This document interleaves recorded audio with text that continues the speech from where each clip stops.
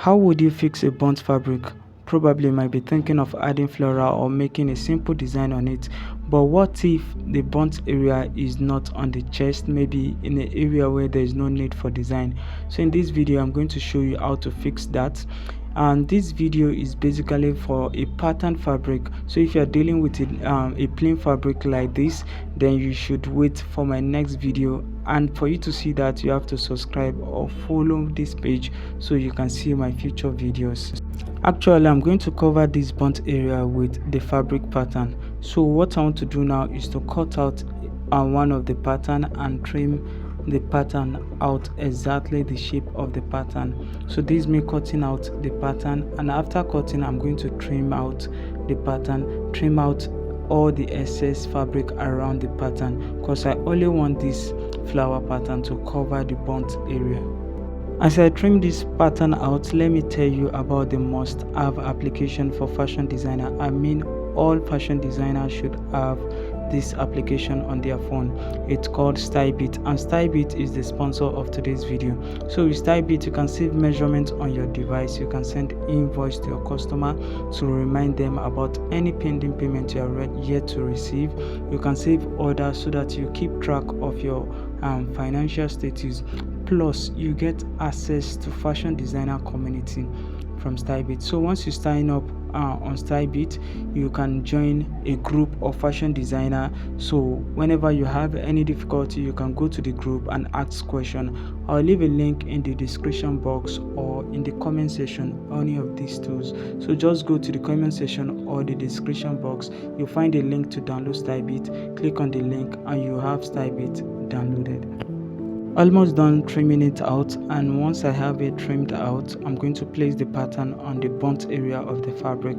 So once we have this burnt area fixed, you can't even tell if any area of this fabric was burnt before. Before I proceed, I noticed the pattern is not lying completely flat on the fabric because of the burnt surface. So I'm going to trim out all the burnt surface of the fabric before I continue with fixing this burnt fabric. So you should trim out this burnt surface because it may not allow the pattern to lie flat on the fabric as you want. Now I can feel how flat the pattern is on the fabric, so I can continue with fixing the burnt area of this fabric. First of all, I'm going to place the pattern on the fabric, press till I have the pattern flat and smooth on the fabric.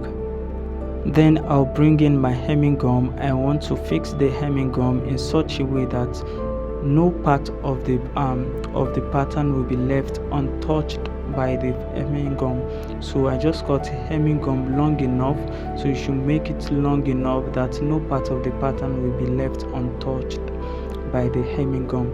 So this is me putting the hemming gum on the surface of where I want to gum the pattern on. You can see I'm putting the hemming gum in a way that it is becoming too much or excess, because I want all the parts of the pattern to be touched by the hemming gum. So now I'm going to place a fabric on it. You know your iron should not touch the hemming gum, so for that I'm going to place a fabric on it before placing the iron on the fabric, so my iron will not get to touch any of the hemming gum. Once you place the fabric on it, then you can press with your pressing iron. So I'm going to press it in a way that I'll be sure that the hemming gum and the pattern is now attached to the fabric.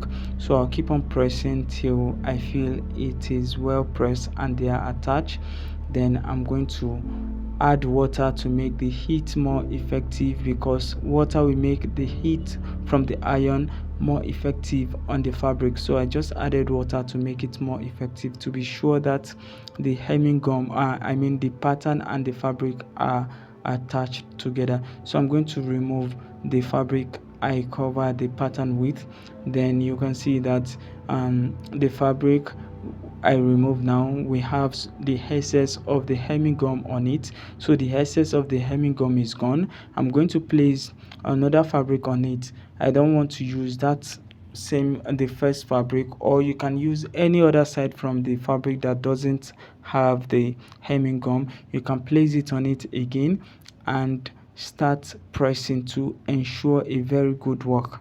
And after pressing, you can remove the fabric and to see your work. So I'm going to remove this fabric now, and you see that we have a very good work. We have the burnt area of the fabric covered with a pattern from that same fabric. So this is it. You can see that you can't even tell the burnt area, it is neatly covered. So if you don't trust this hemming gum, you can still go ahead to sew on it. Just look for a matching color. On this blue, you should also sew with a blue thread, and on the red side of the pattern, you should sew with a matching color of red. Don't forget to like, comment, share, follow or subscribe to my channel so you can see my future video on how to fix a burnt plain fabric.